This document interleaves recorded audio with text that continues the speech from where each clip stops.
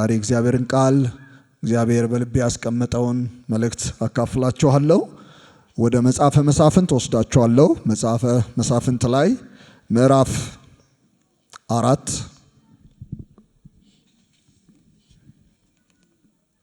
መሳፍንት መጽሐፍ ምዕራፍ 4 ቁጥር 14 በኋላ ከአንድ ጀምሮ ያለውን ወደ ኋላ መለስ ብለን እናነባዋለን። አሁን ግን ቁጥር 14ን በጌታ ስም አነባለሁ። ዲቦራም ባርቅን እግዚአብሔር ሲሳራን በእጅ አሳልፎ የሚሰጥበት ቀን ዛሬ ነውና ተነሳ፣ እነሆ እግዚአብሔር በፊት ወጥቷል አለችው። ባርቅም 10,000 ሰዎች ተከትለውት ከታቦር ተራራ ወረዱ። እደግመዋለሁ። ዲቦራም ባርቅን እግዚአብሔር ሲሳራን በእጅ አሳልፎ የሚሰጥበት ቀን ዛሬ ነውና ተነሳ፣ እነሆ እግዚአብሔር በፊት ወጥቷል አለችው።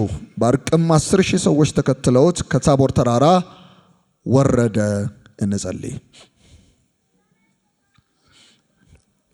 አምላካችንና አባታችን እግዚአብሔር ሆይ በመድኃኒታችን በአንድ ልጅ በኢየሱስ ክርስቶስ ክቡር ስም እጅግ አድርገን እናመሰግንሃለን። እግዚአብሔር ሆይ ምሕረትህ በዝቶልን ቸርነትህ በእያንዳንዳችን ላይ ገኖልን ልናመሰግንህ ልናከብርህ የከበረውን ስምን ልንጠራ ደግሞም በአንድነት ተሰብስበን አንተን ልናመልክህ እግዚአብሔር ሆይ የምስጋናችንን መስዋዕት በፊት ልናቀርብ እድል ስለሰጠህን እድሜ ስለጨመርክልን አመሰግንሃለሁ። የሰማይና የምድር ጌታ እግዚአብሔር ሆይ ይህንን ቀን ከጠላቶቻችን ተናጥቀህ ለእኛ ስለሰጠህን ከክፎች ነጥቀህ ለእኛ የሰጠህን ቀን ስለሆነ እናመሰግንሃለን። በዚህ ቀን በፊት ቆመን አንተን ለማመስገን እድል አገኘን። ክብር ለስምህ ይሆን። ስምህ ይባረክ። ወንዶችና ሴቶች ልጆችን በአንድ ላይ ሰበሰብከን፣ እናመሰግንሃለን።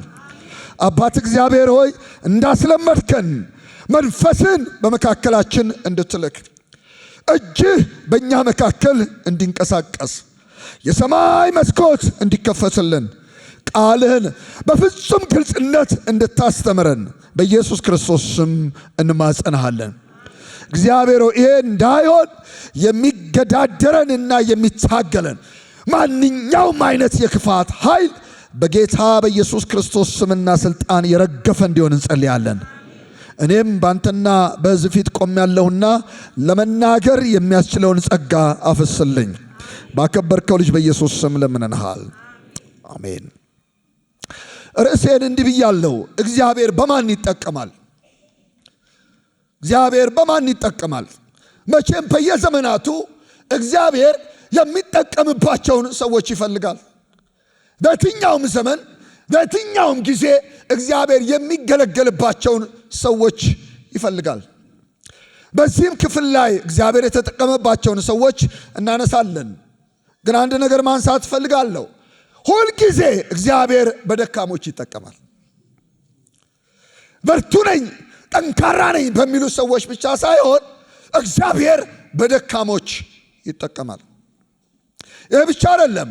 እግዚአብሔር በዘመናት መካከል በታላላቅ ሰዎችም ይጠቀማል። በደካሞች ብቻ አይደለም፣ በታላላቆች ሰዎችም ጭምር እግዚአብሔር ይጠቀማል። ይህ ብቻ አይደለም። እግዚአብሔር በዘመናት መካከል በሕፃናት ይጠቀማል። በኋላ አነሳዋለሁ ወደ መጨረሻ። በትንንሽ ልጆች በብላቴኖች እግዚአብሔር ይጠቀማል። ይህም ብቻ አይደለም። እግዚአብሔር በሴቶችም ይጠቀማል። ደካማ ነኝ በሚሉ አቅም የለኝም በሚሉ በሴቶችም በእናቶችም እግዚአብሔር ይጠቀማል። በወንዶችም እግዚአብሔር ይጠቀማል። ይህ ብቻ አይደለም። እግዚአብሔር በዘመናት መካከል አልበቃም በሚሉ ሰዎች ይጠቀማል። አልችልም በሚሉ ሰዎች ይጠቀማል።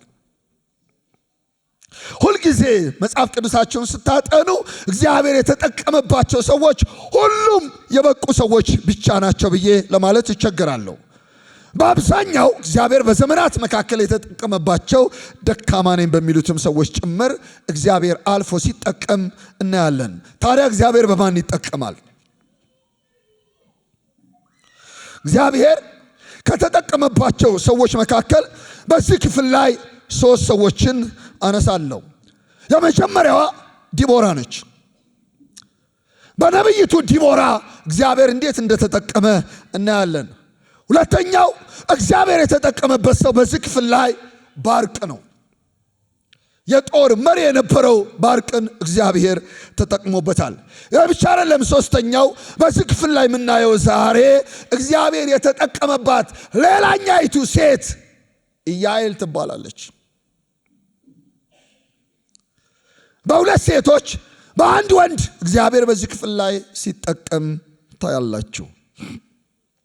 ስለዚህ እግዚአብሔር ዲቦራን እንዴት እንደተጠቀመባት ማንሳት ፈልጋለሁ። በተለይ ምዕራፍ 4 ቁጥር 1 ላይ እንዲህ ብሎ የእግዚአብሔር ቃል ይናገራል። ናዖድም ከሞተ በኋላ የእስራኤል ልጆች በእግዚአብሔር ፊት እንደገና ይልና ክፉ ሥራ ሰሩ ይላል። ድግግሞሽ ነው ይሄ። እንደገና በእግዚአብሔር ፊት ክፉ ሥራ ሰሩ።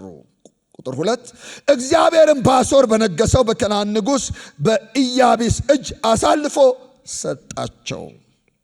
ለሰራዊቱም አለቃ በአሕዛብ አሪሶት የተቀመጠው ሲሳራ ነበረ። ቁጥር 3 ለእስራኤልም ልጆች ወደ እግዚአብሔር ጮኹ። 900 የብረት ሰረገሎች ነበሩትና የእስራኤልም ልጆች 20 ዓመት ያህል ያስጨንቃቸው ነበረ ይላል። አሁን ካነሳሁት ታሪክ በፊት አንድ ታሪክ ታያላችሁ። በግራኙ ናዖድ አማካኝነት እግዚአብሔር የእስራኤልን የዘመናት ጠላት እንዴት እንደጣለ ኤግሎም የተባለው የሕዝቡን ጉልበት መጦ የበላ የሕዝቡን ሰላም የመጠጠ የሕዝቡን ደስታ የነጠቀውን ኤግሎም የተባለውን ሰው እግዚአብሔር አንድ ደካማ በሆነ ሰው መስኪን በሆነ ሰው እኔ አልበቃም በሚል ሰው በግራኙ ናዖድ አማካኝነት ጣለው። ለክሱን ከጣለው በኋላ እስራኤል ይላል መጽሐፍ ቅዱሳችሁን ስታነቡ ለ80 ዓመት አረፈች ይላል። አንዳንድ ጊዜ አንዳንድ ኃይለኞች ሲወድቁ፣ አንዳንድ አስጨናቂዎች ሲወድቁ ለምድር ጭምር ረፍት ይሆናል። ክብር ለእግዚአብሔር ይሆን። ይሄ ግዙፍ ሰው ሕዝቡን እያስገበረ መከራ ያበላ ሰው ሲሞት ምድሪቱ አረፈች። ለ80 ዓመት የረፍት ዘመን ነበር። ለ80 ዓመት የደስታ ዘመን፣ ለ80 ዓመት በሰላም ዘርተው በሰላም አጭደው በሰላም ወጥተው በሰላም የሚገቡበትን ዓመት ዘመን እግዚአብሔር ሰጣቸው። የሚገርመው ነገር ግን ይሄ እግዚአብሔር ያስነሳላቸው መስፍን ግራኙ ናዖድ ከሞተ በኋላ እንደገና እስራኤል በእግዚአብሔር ፊት ክፉ ሥራ ሰሩ።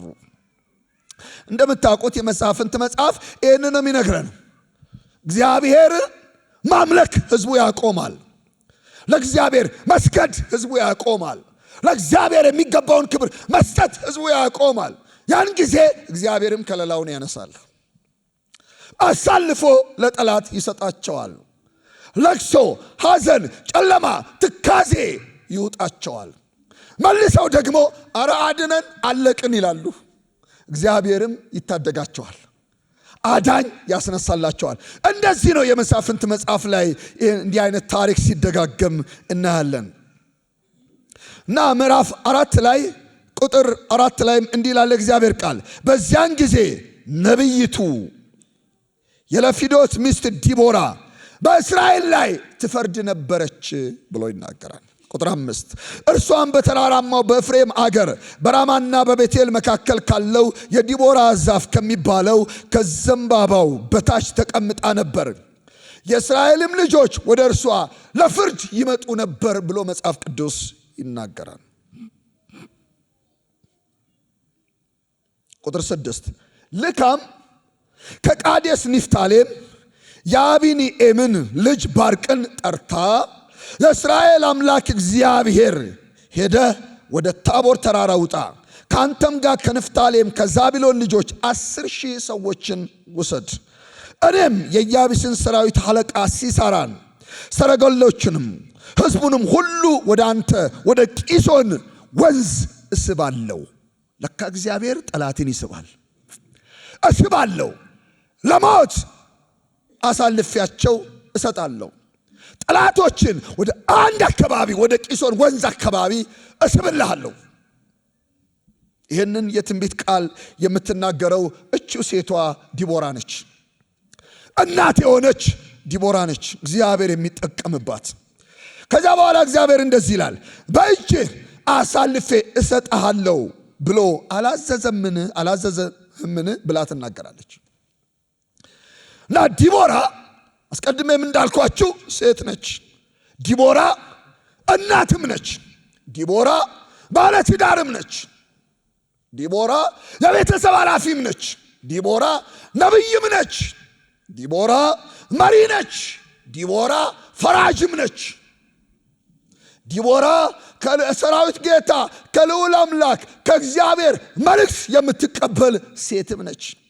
ዲቦራ የትንቢትን ቃል ሰምታ ለሕዝቡ በግልጽ የምታስተላልፍ ሰውም ነች።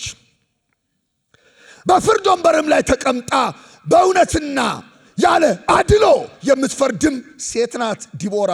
እጅግ በጣም የምታስደንቅ ሴት ናት ዲቦራ። ዲቦራ ለጦር መሪዎች ትክክለኛውን የጦርነት ሰዓት የምትናገር ነብይ ነች። ለጦር መሪዎች ትክክለኛ የሆነውን ጊዜ የምትገልጥ ሴት ናት። ትክክለኛ የሆነውን ቦታ የምታመለክት ሴት ናት። እጅግ በጣም ነው የምደነቅባት በዚህ ሴት ዲቦራ። ለፍርድ በዘንባባ ዛፍ ስር ተቀምጣ ትፈርድም የነበረች ሴት ናት። አሁን እንዳነበብኩላችሁ በዘመኑ ለእስራኤል ለ20 ዓመት ሲሳራ ጠላት ነበረ። በደንብ ስሙኝ። ሲሳራ ለ20 ዓመት የሕዝበ እስራኤል ጠላት ነው። ለ20 ዓመት ሕዝቡን አስለቅሷል። ለ20 ዓመት እጅግ ይልና መጽሐፍ ቅዱስ ያስጨንቃቸው ነበር ይላል። እጅግ ያስጨንቃቸው ነበረ። ከልክ በላይ ነው የሚያስጨንቃቸው ሲሳራ። 20 ዓመት ቀላል አይደለም ወዳጆቼ። የአንድ ወጣት ዕድሜ ማለት ነው። ለ20 ዓመት ማልቀስ ከባድ ነው። ለ20 ዓመት ማዘን ከባድ ነው። ለ20 ዓመት አንገት መድፋት ከባድ ነው። ለ20 ዓመት በተጽዕኖ ስር መውደቅ ከባድ ነው። ለ20 ዓመት ሲሳራ እጁን በሕዝበ እስራኤል ላይ ያሳረፈው ለ20 ዓመት። እቺ ሴት ስለ ሲሳራ ተነበየች። ለባርቅ ነገረችው፣ ጠራችውና ና አለችው። ካለበት ቦታ አስጠራችው። እግዚአብሔር አለችው ይህንን ለ20 ዓመት ያስጨነቀህን ጠላት በእጅህ ላይ የሚጥልበት ቀን ዛሬ ነው አለችው። ክብር ለእግዚአብሔር ይሁን። ለ20 ዓመት ያለቀስከው ለቅሶ የሚያበቃበት ጊዜ ደርሷል። ለ20 ዓመት አንገትን የደፋህበት ባርቅ፣ ያዘንክበት የተከስክበት ጊዜ ያበቃል። እግዚአብሔር የ20 ዓመት ጠላትን የሚጥልበት ጊዜ ቀኑ ደርሷል ብላ ትናገረዋለች። ዲቦራ አይኗ የተገለጠላት ነብይ ነች። ዲቦራ የእግዚአብሔር ፈቃድ ምን እንደሆነ ጭምር ለሕዝበ እስራኤል የምትገልጥም ሴት ናት ዲቦራ። እደነቅባታለሁ። በትክክል የሰማችውን ሳትጨምር ሳትቀንስ የምትተነብይ ነብይ ነች ዲቦራ። ስሜቷ አይገፋፋትም ዲቦራ። ከእግዚአብሔር ትሰማለች። የሰማችውን እሱን በትክክለኛ ጊዜና ሰዓት ጠብቃ ትናገራለች። እንዲህ አይነት ነብይ ናት ዲቦራ። ስለዚህ ነብይነት አይናቅም ወዳጆቼ። ዲቦራ የኤፍሬምንና የብንያምን ነገድ እጅግ ያስጨንቅ ስለነበረው ስለ ሲሳራ የተነበየችው ብቸኛ ነብይ ናት። ለባርቅ አይዞ ብላ የትንቢት መልእክት ያመጣችለት ምትገርም ሴት ናት ዲቦራ። የውጊያው ቦታ በቂሶን ወንዝ አለበት ብላ አቅጣጫ ያስቀመጠችም ሴት ናት ዲቦራ። ሁላችሁ እንደምታውቁት የቂሶን ወንዝ ለጦርነት እጅግ የተመቸ ቦታ ነው። የጦር ሰረገሎችን ለማስፈር እጅግ በጣም የተመቸ ቦታ ነው። እግዚአብሔር ለሕዝቡ ድልን፣ ረፍትን፣ ሰላምን፣ ደስታን፣ ማሸነፍን ከ20 ዓመት በኋላ መልሶ እንደሚሰጣቸው የተነበየች ነብይ ናት ዲቦራ። በእግዚአብሔር መንፈስ ውስጥ በመሆን የእግዚአብሔርን የልብ ሐሳብና ፈቃድ የገለጠች ነብይ ናት ዲቦራ። ስለ ሲሳራ በጥንቃቄ ነው የተናገረችው። ባርቅን ጠርታው አይዞ እንደፈራህ አውቃለሁ፣ ሲሳራ 900 የብረት ሰረገሎች እንዳሉት አውቃለሁ፣ ነገር ግን እግዚአብሔር እሱን ይመታዋል፣ እግዚአብሔር እሱን ይጥለዋል በማለት በድፍረት የተናገረች ሴት ናት። ሁላችሁ እንደምታውቁት የብሉይ ኪዳን ነቢያቶች ብዙዎቹ የዲቦራ አይነት መንፈስ ነበረባቸው። ምን ማለት ነው? ለየት የሚያደርጋቸው ነገር አለ። እነዚህ የብሉይ ኪዳን ነቢያት እንደ ዘንድሮቹ አይመስሉኝም። በጣም የተለየ ነገር አላቸው። 1 2 3 ልጥቀስላችሁ። የብሉይ ኪዳን ነቢያት ኃጢአትን፣ አመፅን በግልጽ የሚቃወሙ ናቸው። አያመቻምቹም። ኃጢአትን ካዩ፣ አመፅን ካዩ፣ ክፋትን ካዩ በግልጽ የሚቃወሙ ናቸው። በዚያን ዘመን የነበሩ የብሉይ ኪዳን ነቢያቶች አብዛኛዎቹ ውሸታሞች የሉም ማለት ግን አይደለም። ሁለተኛው ከሌሎች የተሻለ ነቢያቶቹ ከሌሎቹ የተሻለ መንፈሳዊ ሕይወት የነበራቸው ናቸው ነቢያቶቹ። ከሌላው ምእመን ከሌላው ሕዝብ የተሻለ የመንፈሳዊነት ሕይወት ጥራት የነበራቸው ናቸው። በጥራት ያምናሉ። በሕይወት ጥራት የሚያምኑ ናቸው። የተሻለ ሕይወት ያላቸው ናቸው። ሶስተኛው ባለራእዮች ናቸው። ነቢያቶቹ ባለራእይ ናቸው። ከልዑል አምላክ ከእግዚአብሔር ዘንድ የሰሙትን ራእይ መልእክት የሚያስተላልፉ ናቸው። በጣም የሚያስደንቁ ናቸው። ባለራእይ ናቸው። አራተኛው በፈሪሃ እግዚአብሔር የሚመላለሱ ናቸው ነቢያቶቹ። ጠጋ ብላችሁ ሕይወታቸውን ስታሸቱ ፈሪሃ እግዚአብሔር አለባቸው። አረማመዳቸውን ስታዩ ፈሪሃ እግዚአብሔር አለባቸው። በፈሪሃ እግዚአብሔር ይወጣሉ፣ በፈሪሃ እግዚአብሔር ይገባሉ። 5 አመፅን፣ ኃጢአትን፣ የጣዖት አምልኮን ፊት ለፊት የሚጋፈጡ ናቸው። ፊት ለፊት በግልጽ የጣዖት አምልኮ ካዩ አይገባም፣ እግዚአብሔር በዚህ ያዝናል ብለው የሚናገሩ ናቸው። አመፃን ካዩ ልክ አይደለም ብለው የሚገስጹ ናቸው በዘመኑ የነበሩ ነቢያቶች። ይሄ ብቻ አይደለም፣ የመጨረሻው መካሪዎች ናቸው። መካሪዎች ናቸው። ለእግዚአብሔር ቃል ዕውቀት የተሞሉ ናቸው። ለእውነት የቆሙ ናቸው። ከእውነት ጋር ሁልጊዜ የሚወግኑ ናቸው። እንዲህ አይነት መንፈስ የነበረባቸው ናቸው የብሉይ ኪዳን ነቢያት እና ዲቦራም ከነዚህ መካከል አንዷ ነች። ዲቦራም ባርቅን እግዚአብሔር ሲሳራን በእጅ አሳልፎ የሚሰጥበት ቀን ዛሬ ነውና አለችው። ሃሌሉያ! እግዚአብሔር የ20 ዓመት ጠላትህን አሳልፎ የሚሰጥበት ቀን ዛሬ ነው። ተነሳ አለችው። ተነስ፣ እነሆ እግዚአብሔር አለችው በፊት ወጥቷል። ለማን እንደሆነ ባይገባኝም ዛሬ ብናገር ደስ ይለኛል። እግዚአብሔር የ20 ዓመት ጠላትን የሚጥልበት ቀን ዛሬ ነው። ዛሬ ነው፣ ነገ አይደለም። ነገ አይደለም፣ ዛሬ ነው። ይህንን ነው የምትናገረው ዲቦራ። ለባርቅ ይህንን ነገረችው። እግዚአብሔር ለ20 ዓመት የታገለህን ጠላትን የሚጥልበት ቀን ዛሬ ነው። ዛሬ ነው እና ምን ላድርግ? ተነሳ፣ ተነስ። እግዚአብሔር በተነሳበት ጊዜ አንተ ተነስ። ተነስ፣ እግዚአብሔር በቆመበት ጊዜ ተነስተህ ቁም። ተነስ፣ እግዚአብሔር ከፊት በወጣበት ጊዜ አንተም ተነስ። አትተኛ፣ አትፍራ፣ አትቀመጥ፣ አትናወጥ። እግዚአብሔር በተነሳበት ጊዜ ወዳጆቼ፣ እግዚአብሔር ለሥራ የሚነሳበት ጊዜ አለ። እግዚአብሔር ለሰው ልጆች ድል ለመስጠት የሚነሳበት ጊዜ አለ። እግዚአብሔር በዘመናት መካከል ከደካሞች ጎን የሚቆምበት ጊዜ አለ። እግዚአብሔር ከምስኪኖች ጋር የሚሰለፍበት ጊዜ አለ። በዛን ጊዜ ከእግዚአብሔር ጋር መቆም መታደል ነው። እና ይህንን ነገረችው፣ ተነሳ፣ እነሆ እግዚአብሔር በፊት ወጥቷል። ባርቆይ እንደ ትላንቱ አይደለም። እንዴት ነው እንደ ትላንቱ ያልሆንኩት? እንደ ትላንቱ አይደለም። የዛሬው ቀን ይለያል። የትንቢት ቃል መጥቷል። እንዲህ ብሏል እግዚአብሔር፣ ከፊቱ ወጣለሁ ብሏል። የትላንትናው ቀን ከዛሬው ቀን የሚለየው እግዚአብሔር ቀድሞ በመውጣቱ ነው።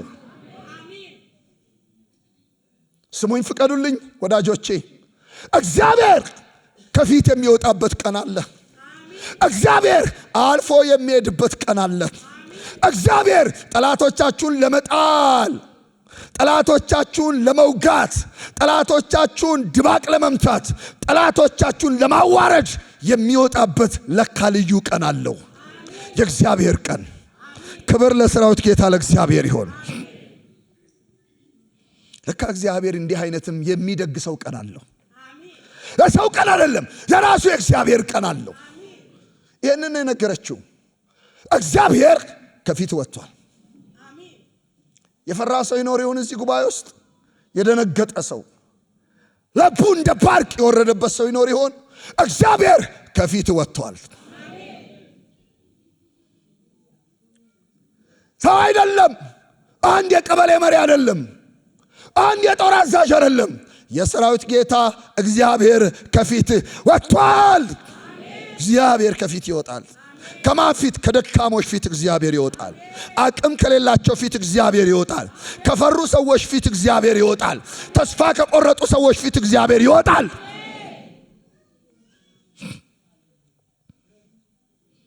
ሁለተኛው እግዚአብሔር የተጠቀመበት ሰው ባርቅ ነው። ስለ ባርቅ ትንሽ ልንገራችሁ። የአቢኖኤል ልጅ ነው ባርቅ። የአቢኖኤል ልጅ ነው። የስሙ ትርጉም መብረቅ እንደማለት ነው። ተወልዶ ያደገው በቃዴስ ንፍታሌም እንደሆነ ይነገርለታል። የዘመኑ የሕዝበ እስራኤል የጦር መሪ በመሆን ረጅም ዓመት እንዳገለገለ ይተረክለታል። በዲቦራ በኩል የትንቢት ቃል የመጣለት ሰው ነው ባርቅ። እግዚአብሔር ግን በጦር መሪነቱ ተጠቅሞበታል። ለምን ሌላ ሰው አልጠራም? እግዚአብሔር በዚህ ጊዜ ሲሳራን ለመምታት ሌላ ሰው አልፈለገም። ሲሳራን ለመጣል ሌላ ሰው አልፈለገም። እግዚአብሔር ለ20 ዓመት የተሸነፈውን ሰው ፈለገ። ለካ እግዚአብሔር በሚሸነፉት ይሰራል።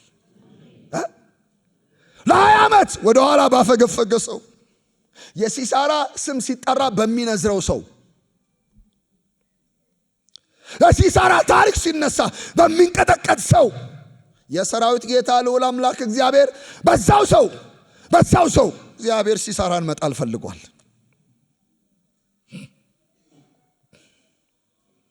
እግዚአብሔር በደፋሮች ብቻ አይደለም፣ ለካ በፈሪዎችም ይሰራል። ለዚህ ነው እግዚአብሔር በማን ይጠቀማል ያልኳቸው? በሚፈሩት ይጠቀማል። እኔ አልችልም በሚሉት እግዚአብሔር ይጠቀማል። እኔ አልበቃም በሚሉት እግዚአብሔር ይጠቀማል። እኔ ቦታ የለኝም በሚሉት እግዚአብሔር ይጠቀማል። ልባቸው በወረደባቸው እግዚአብሔር በእነሱም ይጠቀማል። ባርቅ እንደዚህ አይነት ሰው ነው። እግዚአብሔር ተጠቀመበት። ምዕራፍ 4 ቁጥር 8 ላንብብ። ባርቅም አንቺ ከእኔ ጋር ብትሄጂ እኔ ደግሞ እሄዳለሁ አላት። የፍርሃት ውጤት ነው። ሴት ናት። እስቲ ምን ታረጋለች ጦር ሜዳ ላይ? እንዲህ አላት፣ አንቺ ነብይቱ ዲቦራ ልክ ነው፣ ትንቢት አምጥተሻል። እግዚአብሔር ጠላቶቼን ዛሬ ድባቅ እንደሚመታ ነግረሽኛል። እግዚአብሔር አሸናፊነት እንደሚሰጠኝ ነግረሽኛል። እግዚአብሔር እጄን እንደሚይዘኝ ነግረሽኛል። እግዚአብሔር እንደሚደግፈኝ ነግረሽኛል። እግዚአብሔር ከኔ ጋር እንደሚሆን ነግረሽኛል። ከዚህ ሁሉ በላይ ግን እኔ ደግሞ ያንቺን ከኔ ጋር መሆን ፈልጋለሁ። ቆይ እግዚአብሔር ካንተ ጋር ነው እያልኩ የኔ ካንተ ጋር መሆን ምን ይጠቅማል? አይ ትንቢቱን ያመጣሽው አንቺው ትጋፈጫታለሽ። መልእክት ያመጣሽው አንቺ፣ የሆነ ችግር ቢያጋጥመኝ አንቺው ነሽ የምትጋፈጪው። ራስሽ አብረሽ መሆን አለብሽ።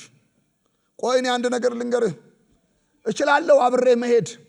ነገር ግን ሲሳራን እግዚአብሔር በእጅ አሳልፎ ይሰጣል ብዬ ትንቢት ነግሬሃለሁ። አዎ ነግረሽኛል። እኔ አብሬ መወጣ ከሆነ ግን የእግዚአብሔርን ቃል የማታምን ከሆነ የምትፈራ ከሆነ የምትደነግጥ ከሆነ ግን ውጤቱን እነግርሃለሁ። እግዚአብሔር ሲሳራን በሌላ በሴት እጅ አሳልፎ ይሰጣል። በሴት እጅ አሳልፎ ይሰጣል። ላንተ ሊሆን የተገባው ክብር ወደ እሷ ይቀየራል። ባርቅ በጣም ስለፈራ እንደዚህ አለ፣ ይሁንብኝ። ከባድ እኮ ነው። ይሁንብኝ፣ ነብይቱ አንቺ ብቻ ከኔ አትለይ። ላንተ ክብር አይሁን፣ ሞገስ አይሁን። እግዚአብሔር ሲሳራን በእጅ አሳልፎ ይሰጣል የተባለው ቃል በሌላ ሴት እጅ ሲሳራ ይውደቅ አይመለከተኝም። እና አንቺ ከኔ ጋር ሂጂ። እኔ እኮ ብሄድ መሳሪያ ልታጠቅም ግድ የለም። እኔ አብሬ ብሄድ ጦር አልይዝም ግድ የለም። እኔ አብሬ ብሄድ ቀስት አልይዝም ግድ የለም። ብቻ አንቺ ከኔ ጋር ውጪ። አረግ ትልቁ እግዚአብሔር ካንተ ጋር ወጥቷል። አንቺም ከኔ ጋር ውጪ። እኔ ከዛ በፊት ብዙ ነቢያቶች ሸንግለውታል መሰለኝ ሰውየው አላውቅም። እምነት አጣ፣ ልብ ወረደበት።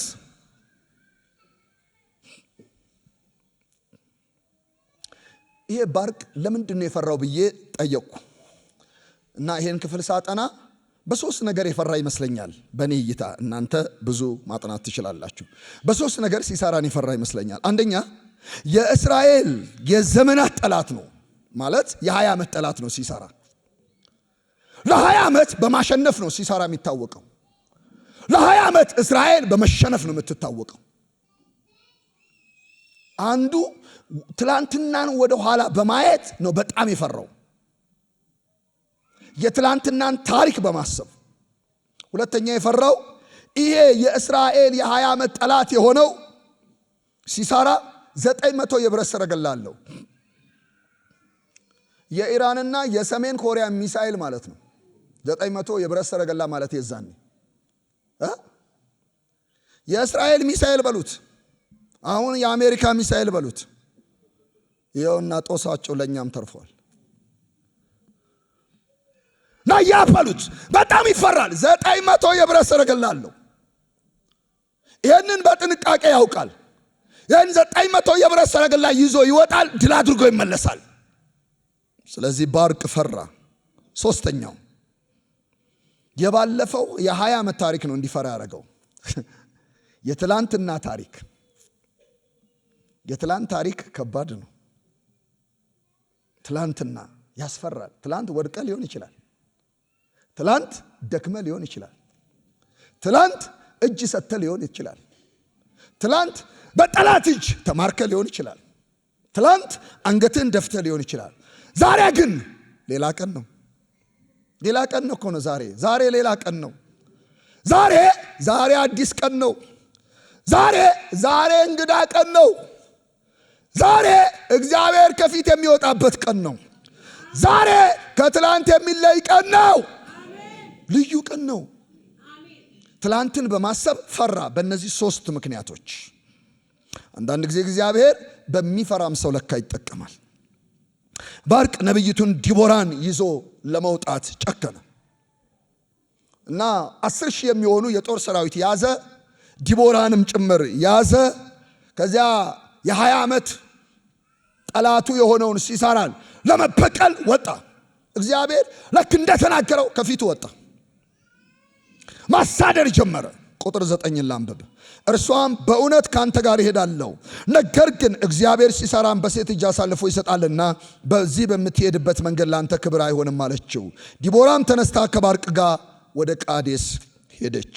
ባርቅም ዛብሎንና ንፍታሌምን ወደ ቃዴስ ጠራቸው። 10,000 ሰዎችም ተከትለውት ወጡ። ዲቦራም ከእርሱ ጋር ወጣች ብሎ የእግዚአብሔር ቃል ይናገራል። አለፍ ብዬ 11 ልለፍና ቁጥር 12 ላንብበው። የአቢኒኤምም ልጅ ባርቅ ወደ ታቦር ተራራ እንደወጣ ለሲሳራ ነገሩት። 10,000 የጦር ሰራዊት ይዞ ነቢይቱን ዲቦራ ይዞ ባርቅ እንደወጣ ለሲሳራ ወረኞች ሄደው ነገሩት። ቁጥር 13 ሲሳራም ሰረገሎችን ሁሉ 900 የብረት ሰረገሎችን ከእርሱም ጋር የነበሩትን ሕዝብ ሁሉ ከአሪሶት ቂሶን ወንዝ ሰበሰባቸው ይላል። ቁጥር 14 ዲቦራም ባርቅን እግዚአብሔር ሲሳራን በእጅ አሳልፎ የሚሰጥበት ቀን ዛሬ ነውና በል ተነሳ አለችው። እነሆ እግዚአብሔር በፊት ወጥቷል አለችው። ባርቅም 10,000 ሰዎች ተከትለውት ከታቦር ተራራ ወረዱ። ቁጥር 15 እግዚአብሔርም ሲሳራን ሰረገሎችን ሁሉ ሰራዊቱንም ሁሉ ከባርቅ ፊት በሰይፍ ስለት አስደነገጣቸው። ሲሳራም ከሰረገላ ወርዶ በእግሩ ሸሸ። ማንም ሳይቀር አንድ ሳይቀር እግዚአብሔር ማስደንገጥ ጀመረ። አሁን ቆም ብዬ ልናገር፣ 20 ዓመት ያስደነገጠን እግዚአብሔር ዛሬ ማስደንገጥ ይጀምራል። ለካ እግዚአብሔር የሚያስደነግጥበት ቀን አለው። አስደንጋጩን የሚያስደነግጥበት ቀን አለው። ጠላትን የሚያስደነግጥበት ቀን አለው። ክፉን የሚያስደነግጥበት ቀን አለው። እግዚአብሔር ቀን አለው። ሃሌሉያ! እግዚአብሔር ቀን አለው። በሰይፍ ስለት አስደነገጣቸው። እግዚአብሔር አባረራቸው። ምን ማለት ነው ይሄ? ባርቅ ሲሳራን ለመውጋት ወጣ እንጂ ጦሩን የሚመራው የሰራዊት ጌታ እግዚአብሔር ነው። ከፊት የሚቀድመው የሰራዊት ጌታ እግዚአብሔር ነው። ወዳጆቼ እናንተ በዚህ ጦርነት የምትዋጉ አይደላችሁም። የሚዋጋው የሰራዊት ጌታ እግዚአብሔር ነው። በሕይወታችሁ እንደ ሲሳራ የበረታባችሁ ይኑር አይኑር አላውቅም። ነገር ግን አሁን አንድ መልእክት ነግራችኋለሁ። እግዚአብሔር ለእናንተ መዋጋት ይጀምራል። እግዚአብሔር ይዋጋል። እግዚአብሔር ይዋጋል። እግዚአብሔር ተዋጊ ነው። ስሙም እግዚአብሔር ነው። እግዚአብሔር ይዋጋል። እናንተ በውጊያ የደከማችሁ አላችሁ፣ እግዚአብሔር ይዋጋላችኋል። ለካ እግዚአብሔር ተዋጊ ነው። ከሰረገላው ላይ ወረደ። መለስ ብሎ ሲያይ ሲሳራ ከሱ ጋር ያሉት በሙሉ ረክፈዋል። ባርቅ ያሳድዳል። የሲሳራ ሰራዊት ደግሞ ከፊት ለፊት ይሮጣል። ሁሉንም ካሳደደ ሁሉንም ከመታ በኋላ ባርቅ አሁን የመጨረሻ ማድረግ የፈለገው ሲሳራን መምታት ነው። ናሱን ሲከታተለው ዞር ብሎ ወደ ኋላ ሲያይ በኃይል እየተከታተለው ነው። ከባድ ሁኔታ ውስጥ እንዳለ ገባው። በሰረገላ መሄድ ያስጠቃኛል አለ። ፈጥኖ ከሰረገላው ላይ ወረደ። በእግር መሸሽ ጀመረ። እየሸሸ ኢያኤል ቤት ገባ። ሶስተኛው እግዚአብሔር የተጠቀመባት ሴት ኢያኤል ናት። ይሄን ነግራችሁ አብረን እንጸልያለን። እግዚአብሔር የተጠቀመባት ሴት ኢያኤል ማነች? ኢያኤል ሴት ነቻ። ቅድም ለዲቦራ እንዳልኳችሁ አንድ ደካማ ሴት ናት። ለዛውም እስራኤላዊ ያልሆነች ሴት፣ የሄቤር ሚስት የተባለች የቄናናውያን ወገን የሆነች ሴት ናት። ቄናናውያን ከቦታ ቦታ የሚዘዋወሩ በተለይ በደቡብ ይሁዳ አካባቢ የሚኖሩ ሰዎች እንደሆኑ ይነገርላቸዋል። ከዛ ወገን ነች። እነዚህ ቄናናውያን ቤት በኩል እንደሆን ባላውቅም ለእስራኤላውያን ዝምድናም አላቸው ተብሎ ይነገራል። በዚህ ጦርነት ወቅት ግን ኢያኤል ከእስራኤል ጎን ቆመች። ወሳኝ ሰዓት ላይ ከባርቅ ጎን ቆመች። ወሳኝ ሰዓት ላይ ከባድ በሆነ ሰዓት ላይ ከባርቅ ጎን ቆመች። ከእስራኤል ጎን ቆመች። አደገኛ በሆነ ሰዓት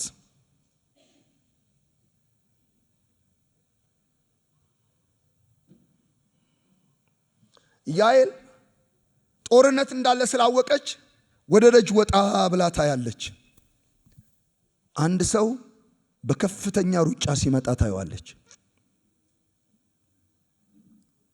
ጌታዬ ምን ሆነ ነው አለችው። መጀመሪያ ቤት አስገብኝ። እኔ ቤት? አዎ አስገባችሁ። ወንበር ሰጠችው። ደክሞኛል ና ምን ላድርግልህ? አንጥፊልኝ። ሰው ቤት ገብታ አንጥፉልኝ? አዎ አንጥፉልኝ። ና ተነጠፈለት መሬት ላይ። እኔ ምንሽ አንድ ኩባያ ውሃ በጥም ተቃጥያለሁ።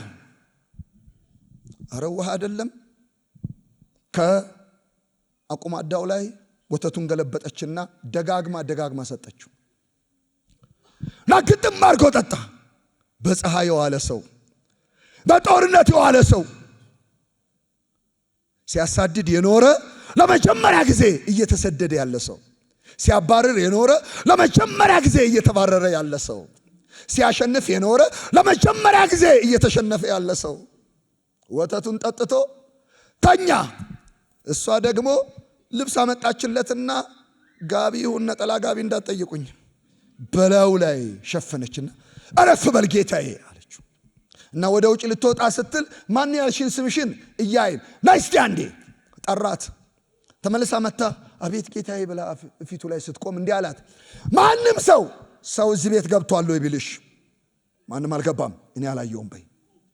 በቤቴ አዎ አረ እልልሃለሁ ምንም ችግር የለም። ማንነቱ በሚገባ ገብቷታል። እቺ ሴት ማን እንደሆነ ገብቷታል ሲሰራ። ከዚያ በኋላ ወደ ውጪ ወጣ። ተመልሳ ከደቂቃዎች በኋላ ቀስ ብላ ስታየው ያንኮራፋል። አንዳንድ ጊዜ እግዚአብሔር ጠላቶቻችሁን ቤታችሁ አምጥቶ ይጥለዋል። እናንተ አሜን አትሉም እንዴ? ቤታችሁ አንዳንድ ጊዜ አታውቁም፣ በጓዳችሁ አምጥቶ ይጥለዋል። ና ያንኮራፋል እንዴ! ሰውየው በጦርነት ውስጥ ያለ ሰው በከባድ የሚያሳድደው ከኋላው እያለ እንዴት እንደዚህ አይነት መኝታ ይተኛል አለች። በመደነቅ ስታየው የለም ሰውየው በአንድ በኩል እንደ ከደከ ይመስለኛል። ለጥ ብሏል፣ ለሽ ብሏል እና ተጋድሟል። ቀስ ብላ በቀኝ እጇ ካስማ ያዘች፣ በዚህኛው እጇ መዶሻ ያዘች። ጆሮ ግንዱ ላይ አስተካክላ ግጥም አረገችና መታች። በዚህ የገባው ካስማ በዚህ በኩል ወጥቶ ከመሬት ጋር ተጣበቀ እና መንፈራፈርም አልቻለም። ነፍሱ ወጣ። እንደ ሞተ ባየች ጊዜ ተመልሳ ወደ ደጅ ወጣች እና ደጅ ላይ ቆማ ሳለች ድንገት ባርቅ መጣ። አንተ የእስራኤል የጦር መሪ ባርቅ፣ ለ20 ዓመት ያሳደደን ና ላሳይህ አለችው። ሃሌሉያ! ለ20 ዓመት ያስፈራራን ና ላሳይህ፣ ያስደነገጠን ና ላሳይህ፣ ያንከራተተን ና ላሳይህ፣ ትጥቅን ያስፈታውን ና ላሳይህ። አዎ እኔ ምልሽ ሰውየውን ጓዳ አስቀምጠሽ እኔ ስገባ አይደለም ና ላሳይህ ዝም ብለህ ተከተለኝ። እንዲህ አይነት ሞኝነትማ የለም። እኔም እኮ ምንም በሆን ረጅም ዓመት በጦርነት የቆየው ሰው ነኝ። እንዲህ አይነቱን ስልት አይጠፋኝም። አረ ና ላሳይህ። አምላክ እግዚአብሔር እንደተናገረው በእኔ እጅ ጥሎታል። ወድቋል እንዴ? ወድቋል። እውነትሽን ነው፣ ወድቋል። በሕይወት የለም፣ ሞቷል። ዘራው አለች። እየፈራ ይመስለኛል።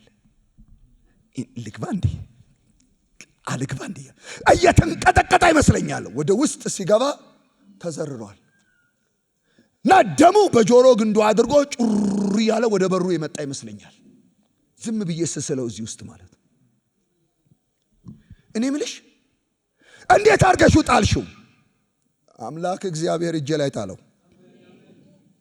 ያንተ አምላክ እኔ እኮ አንድ ተራ ሴት ነኝ እና እጄ ላይ ጣለው። ኃይለኛውን እጄ ላይ ጣለው። የበረታውን እጄ ላይ ጣለው። ያስጨነቀውን እጄ ላይ ጣለው። ክፉውን እጄ ላይ ጣለው። ጠንካራውን እጄ ላይ ጣለው። የብረት ሰረገላ ያለውን እጄ ላይ ጣለው። የበረታብኝን እጄ ላይ ጣለው። ያስጨነቀህን አንተን እጄ ላይ ጣለው። ለእስራኤል የለቅሶና የሐዘን ምክንያት የሆነውን እግዚአብሔር እጄ ላይ ጣለው። ወዳጆቼ ዛሬ እግዚአብሔር የሚጥልለት ሰው አለ። የሰራዊት ጌታ እግዚአብሔር የሚጥልለት ሰው አለው። ይጥላል። እንዴት? እኔም አላውቅም። በቃ ከነዓናዊት በሆነችው ሴት ተጠቀመ። አሕዛብ በሆነችው ሴት ተጠቀመ። መስኪን በሆነችው ሴት ተጠቀመ። አቅም በሌላት ሴት ተጠቀመ። እግዚአብሔር በማንም መጠቀም ይችላል። ወዳጆቼ መልእክት አለኝ ዛሬ። ሰው አትናቁ። እግዚአብሔር በተናናሾች ይጠቀማል። አንቱ በተባሉ ብቻ አይደለም። እግዚአብሔር በማንም መጠቀም ይችላል። በምስኪኖች እግዚአብሔር ይጠቀማል። በታላላቆች ካስፈለገ እግዚአብሔር ይጠቀማል። በኃያላን እግዚአብሔር ይጠቀማል። በሴቶች እግዚአብሔር ይጠቀማል። በደካሞችም እግዚአብሔር ይጠቀማል።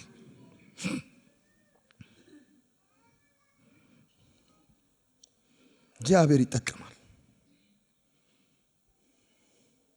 ኢያኤልን በዚህ ጦርነት እግዚአብሔር ተጠቀመባት። ሲሳራን ገደለችው። ወደ ቤቷ አስገብታ ወተት አጠጥታ ገላገለችው። በቃ አለችው፣ አሰናበተችው።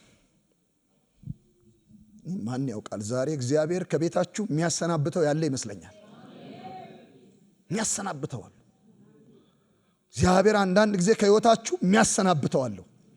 በሽታ ሊሆን ይችላል፣ የእናንተ ሲሳራ መከራ ሊሆን ይችላል። ምን እንደሆነ አላውቅም። ጨለማ ሊሆን ይችላል። ምንም ይሁን ግን እግዚአብሔር ማሰናበት ይችላል። ይሸኘዋል።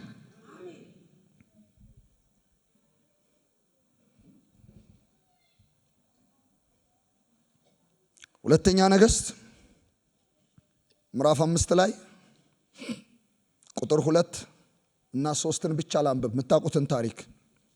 ከሶርያውያን አገር አደጋ ጣዮች ወጥተው ነበር። ከእስራኤልም ምድር ታናሽ ብላቴና ሴት ማርከው ነበር። የንዕማንን ሚስት ታገለግል ነበረ። እመቤቷንም ጌታዬ በሰማርያ ካለው ከነቢዩ ፊት ቢደርስ ኖሮ ከለምጹ በፈወሰው ነበር አለች። መርኮኛ ነች እቺ ሴት፣ ብላቴና ነች። ለንዕማን ከለምጹ መዳን ግን እግዚአብሔር ምክንያት አረጋት። በጣም ትንሽ ናት፣ እግዚአብሔር ግን ተጠቀመባት። ወዳጆቼ እግዚአብሔር ይጠቀማል፣ ይጠቀምባቸዋል። እግዚአብሔር ምርኮኞችን እግዚአብሔር ይጠቀማል። በጣም የሚገርመኝ የአሕዛብ ንጉሥ እግዚአብሔር የተጠቀመውን በትንቢተ ኢሳይያስ ላይ ምዕራፍ 45 ላይ ቁጥር 1 ላይ ላንብብ እስከ 3 ድረስ። እግዚአብሔር ለቀባውት አሕዛብን በፊቱ አስገዛ ዘንድ የነገሥታትን ወገብ እፈታ ዘንድ በሮቹን እንዳይዘጉ መዝጊያዎቹን በፊቱ እከፍት ዘንድ ቀኝ እጁን ለያዝኩት ለቂሮስ እንዲህ ይላል፣ በፊትህ እሄዳለሁ፣ ተራሮችን ትክክል አደርጋለሁ፣ የናሱን ደጆች እሰብራለሁ፣ የብረቱን መወርወሪያዎች እቆርጣለሁ። በስምህ የምጠራ የእስራኤል አምላክ እግዚአብሔር እኔ እንደሆኑ ታውቅ ዘንድ በጨለማ የነበረውን መዝገብ በስውር የተደበቀውንም ሀብት እሰጥሃለሁ። አሜን።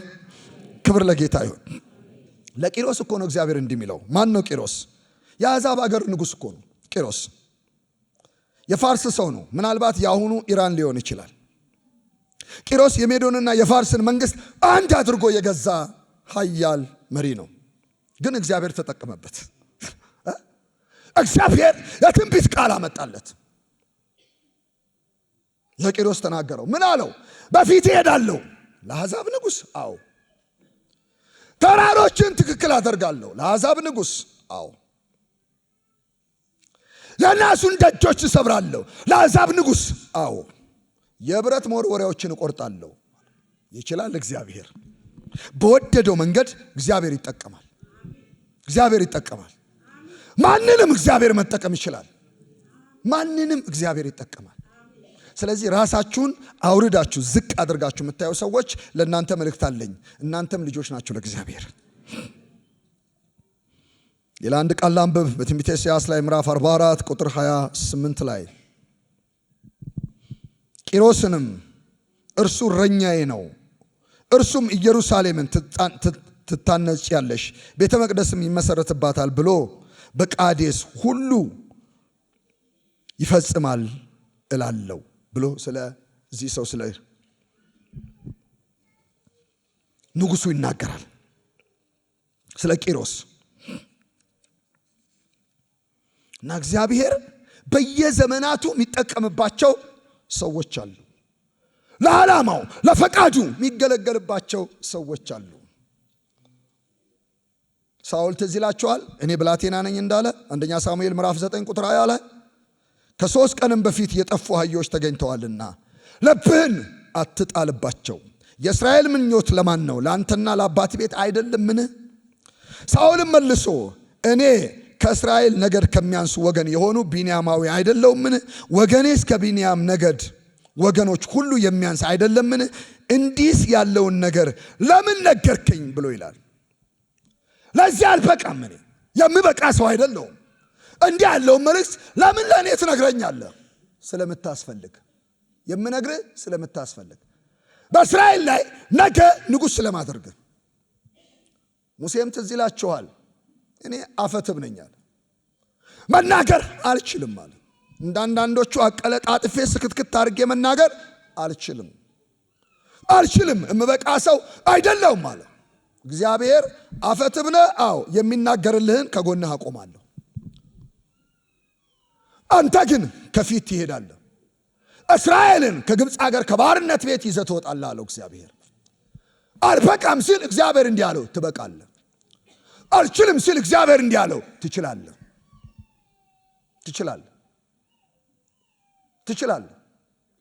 ኧረ እኔ እውቀት የለኝም፣ እኔ ካንተ ጋር ነኝ። አልችልም፣ ትችላለህ። አልበቃም፣ ትበቃለህ። ብቻዬን ነኝ፣ አፈትብ ነኝ አትበል፣ እኔ ካንተ ጋር ነኝ።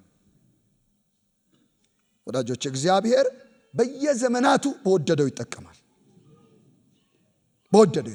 በፈለገው መንገድ እግዚአብሔር የመጠቀም ሙሉ መብት አለው። ስለዚህ ምን እናድርግ? ዛሬ ፈቃዳችንን ለሱ እንስጠው። አልበቃምን አልችልምን የሚለውን ነገር ከውስጣችን እናውጣ። እግዚአብሔር እንድናገለግለው ጠርቶናል። እግዚአብሔር በቤቱ እንድንሰራለት ጠርቶናል። የት ቦታ ወስዶ እንደሚሰካካን አናውቅም። ሁላችንም እናስፈልገዋለን። ክብር ለእግዚአብሔር ይሁን። አንገቶቻችንን ዝቅ አድርገን እንጸልያለን። ወዳጆቼ ደስ ይበላችሁ። እግዚአብሔር በማን ይጠቀማል? እግዚአብሔር ዲቦራን ተጠቀመባት፣ ሴት ናት። እግዚአብሔር ባርቅን ተጠቀመበት፣ የጦር መሪ ነው። እግዚአብሔር ከነዓናዊቷን ኢያኤልን ተጠቀመባት። ለካ እግዚአብሔር የወደደውን ይጠቀማል። እግዚአብሔር የአሕዛብ ንጉሥን ይጠቀማል። ኤርምያስን ተጠቀመበት፣ ብላቴና ነኝ እያለ። እግዚአብሔር በወደደው ይጠቀማል። ሲሳራን ለመጣል በወደደው ይጠቀማል። ጠላትን ለመጣል በወደደው ይጠቀማል። ደስ ይበላችሁ። እግዚአብሔር ከእናንተ ጋር ነው። ክብር ለጌታ ይሁን። ክብር ለጌታ ይሁን። ክብር ለጌታ ይሁን። ክብር ለጌታ ይሁን። ይህንን ክፍል መልሼ ላነብላችሁ በጸሎት ውስጥ እፈልጋለሁ። እግዚአብሔር ሲሳራን በእጅህ አሳልፎ የሚሰጥበት ቀን ዛሬ ነውና ተነሳ። እግዚአብሔር ጠላትህን የሚጥልበት ቀን ዛሬ ነውና ተነሳ። እግዚአብሔር በፊትህ የሚወጣበት ቀን ዛሬ ነውና ተነሳ። እግዚአብሔር ድልን የሚያጎናጽፍህ ቀን ዛሬ ነውና ተነሳ። ተነስ። እግዚአብሔር ካንተ ጋር መነሳት ይፈልጋል። ለስራው እግዚአብሔር ይፈልጋል። ለአገልግሎት እግዚአብሔር ይፈልጋል። አንዳንዱን ለማፍረስ፣ አንዳንዱን ለመትከል እግዚአብሔር ሊጠቀምብህ ይፈልጋል። ክብር ለእግዚአብሔር ይሁን። እህቴ ደስ ይበልሽ፣ እግዚአብሔር ባንቺ የሚያፈርሰው አለ። ወንድሜ ደስ ይበል፣ እግዚአብሔር ባንተ የሚያፈርሰው አለ። እግዚአብሔር ባንተ የሚጥለው አለ። እግዚአብሔር ባንቺ የሚጥለው አለ። እግዚአብሔር በእናንተ የሚመታው አለው። ሃሌሉያ! ክብር ለሰራዊት ጌታ ለእግዚአብሔር ይሁን። እንጸልያለን።